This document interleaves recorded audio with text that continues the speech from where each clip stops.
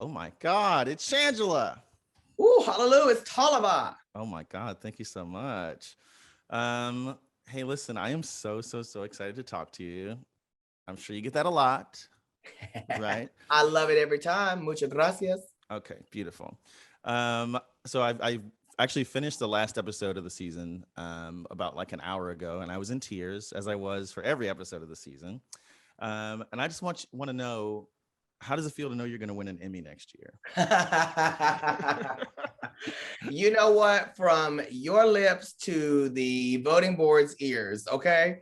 Um, you, I'm so, you know what, Tolliver, to be honest, I'm so grateful. I'm just grateful that we were able to get back to work, that we were renewed for a second season. When we got shut down because of COVID, the first season, in our last episode, it was like, oh my God, because we've just been able to tell so many empowering and inspirational and important stories with this show. Coming back for the second season was really a gift, and being able to navigate through a pandemic and being able to safely still produce and make this show, and now to have it be able to come out and share it with people, that's the biggest gift at all. It'd be awesome to win an Emmy, but more so than that, the fact that we get to showcase these amazing stories, these amazing queer stories in the most unlikely places across America that deserve to be told, that's the real gift.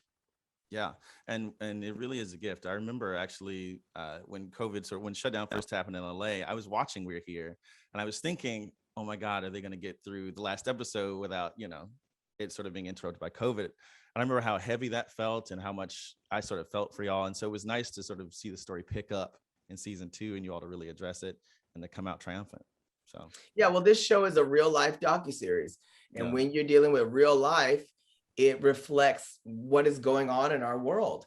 And there was no way that we could have this second season filming during a time of a pandemic. And you see it kind of like go in its waves. One episode we're having to do interviews 6 feet apart with masks. And then as we continue to navigate through what the world was going through, we were able to get a little closer together, a little closer together. So this definitely reflects real life, but that's what this show is all about. Yeah, absolutely. And I think this is sort of parallels or leads into this next question, because when you first started or you first competed on Drag Race, you were relatively new to drag. And I was thinking about how, Brand new, yeah, brand new. brand spanking new Model T. And I just think about how far drag has taken you in your life and, the places it's taken you. Do you see parallels between yourself and the folks who you're helping on the show? Most definitely, yes. It's a lot of times very nostalgic for me when I'm working with my drag kids, because it's their first time, a lot of them being in drag and being performers in drag. And then you see that there's a transformation that happens when you're getting in drag. And it's not just about the hair and the makeup and the wardrobe and the heels. It's not about that.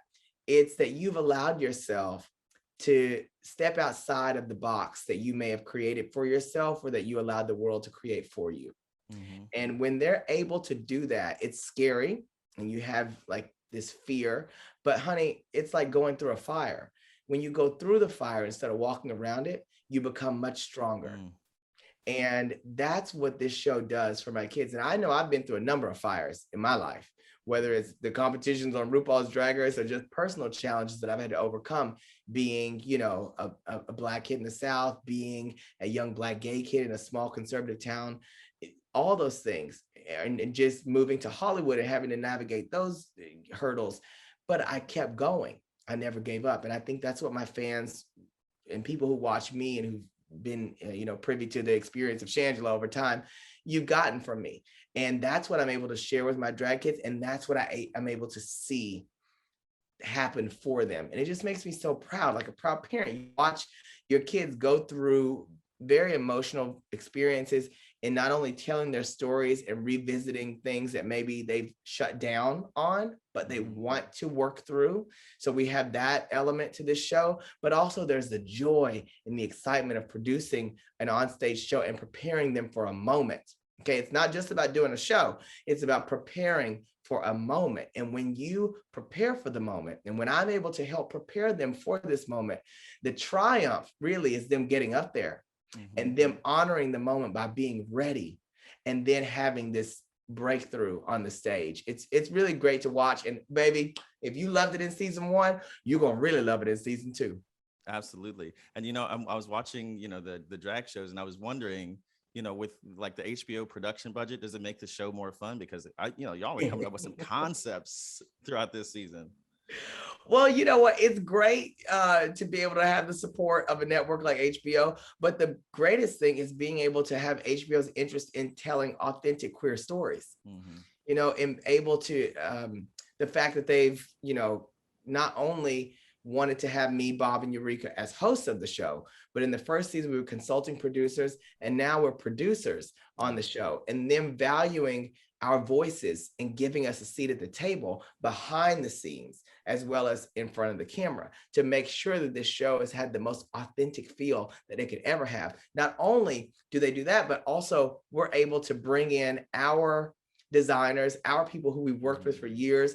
My design team, for example, Diego Montoya, I've worked with for years. He's created some of the biggest moments for me with regard to wardrobe. The dress that I wore for the Oscars with me and Jennifer Lewis. He also made me and Jennifer Lewis's outfit for that. The dress that I wore for the Star is Born premiere, and a number of the things from RuPaul's Drag Race. It's just being able to then bring him into this job and invite him into here, knowing that he not only has the expertise to create and bring a vision to life for my drag kids, but also bring in people that already have a knowledge of the drag world.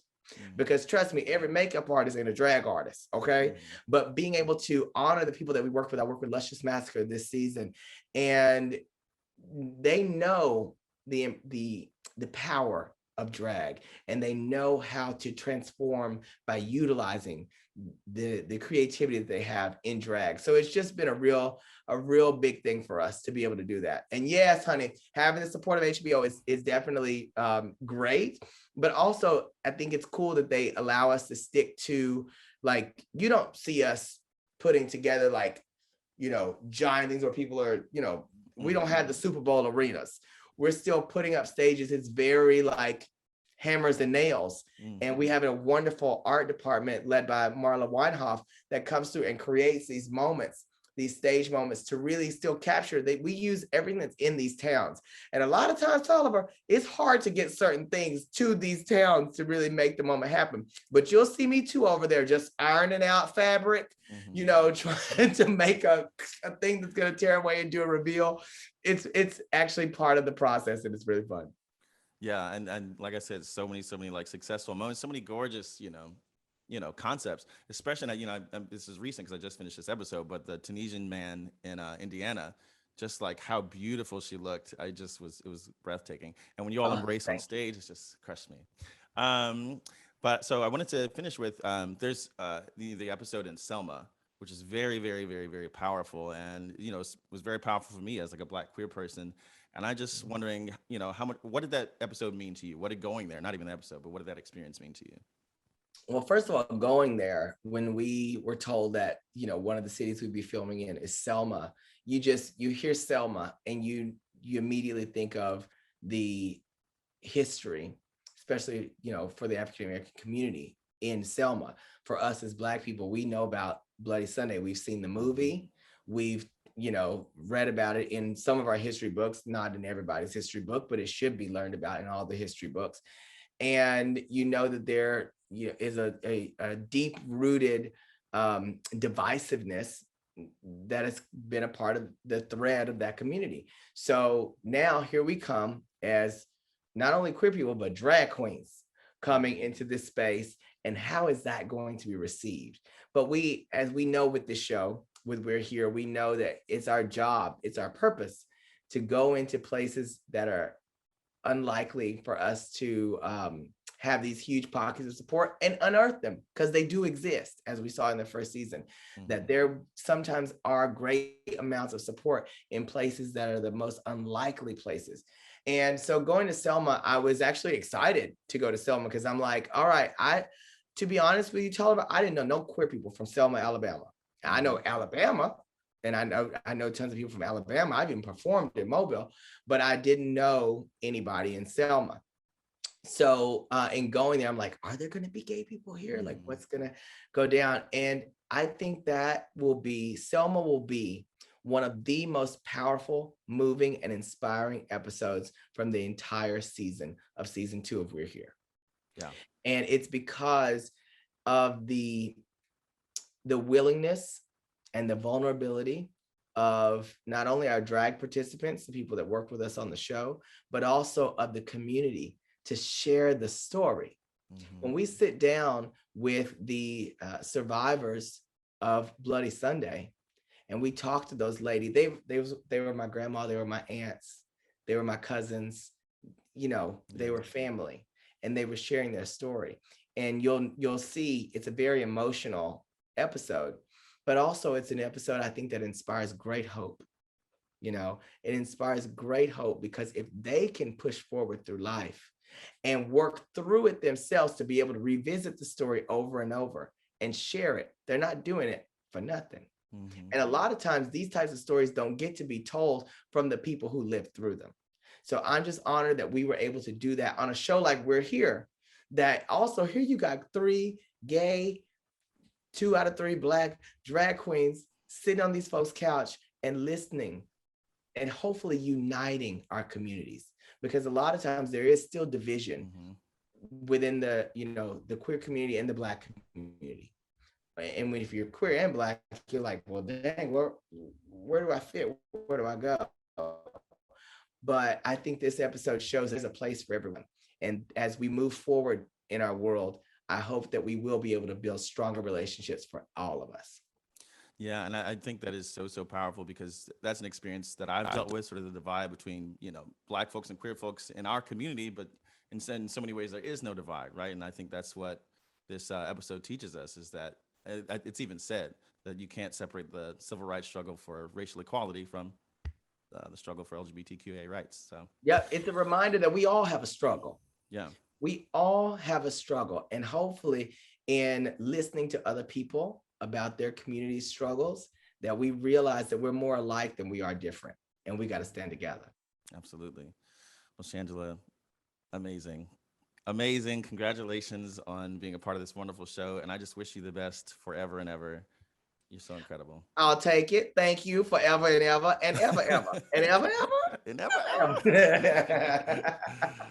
Thank you. Thanks so much for helping us get the word out about the show, but also in just being you.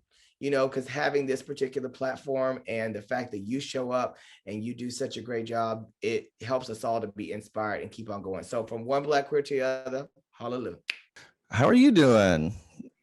Girl, I am jolly like Santa and it ain't even Christmas, girl. Oh my God, you all coughed up. Look at that. You too, mama, look. Right? I came prepared, you know. I actually painted this because I talked to Shangela 2 days ago and I literally painted this wall to get ready for you all. But that's why it's not finished. That's why I have to edge it still. But I live, honey. You know, I love the edges, girl. I know you love the edges. I know. I've heard it.